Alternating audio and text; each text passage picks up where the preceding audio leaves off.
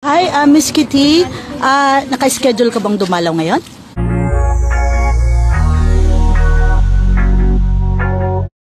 Kitty Duterte at mami nito na si Hanilet nasa dahag na nga ngayon. Nandito na nga ang magmami para bisitahin itong si Tatay Digong dito sa dahag. Makikita nga sa videong ina-upload ng ating mga kababayan na nakasama nila habang nandito sa labas ng ICC Detention Center itong sina Kitty Duterte at ang kanyang mami na si Hanilet. Nakakwento ka. Oh, nice na yung college pinag-graduate. Salita yung kababayan natin sa Davao na naroon sa area. Makikita naman na pumapayag itong si Kitty at ang kanyang mami. Picture sa kanila. Mabait naman itong si Kitty at ang kanyang mami na pinagbibigyan ang ating mga kababayan na naroroon.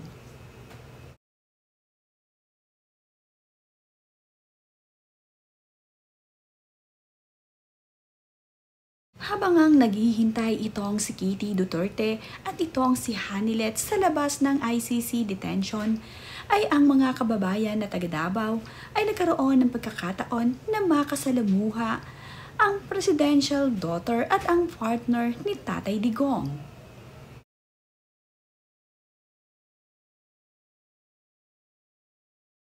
Hindi naman nga nabanggit kung ngayong araw nga ay naka-schedule sa pagdalaw itong si Kitty Duterte at itong si Hanilet dito sa dating Pangulo na si Duterte.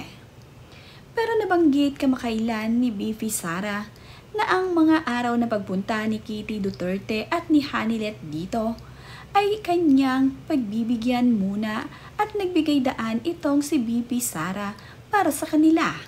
Dahil hindi naman nga raw ganung katagal ang ilalaang araw ni na Kitty Duterte at Hanilet dito dahil nag-aaral nga itong si Kitty. Kaya habang nandito nga itong si Kitty Duterte at itong si Hanilet ay ibibigay niya ang mga araw na para sa kanila upang makasama nila itong si Tatay Digong. Upang magkaroon din ng mahabang oras ang mag-ama at itong si Hanilet para sa kanyang partner na si Tatay Duterte. Sana nga ay magkita-kita na silang muli ngayong araw. Talaga namang ito ang pinaka magandang birthday gift ni Tatay Digong, ang makasama ang kanyang pinakamamahal na si Kitty Duterte at ang kanyang mahal na partner na si Hanilet.